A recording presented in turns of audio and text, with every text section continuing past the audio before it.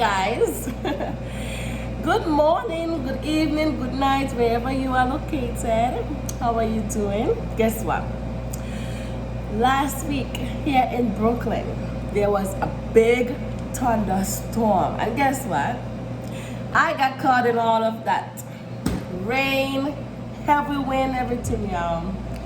So like 3 or 4 days later, I came down with a big cold, like a head cold, stuffy nose, headache, you name it. Runny nose, you name it. The sneezing and everything else. Yes.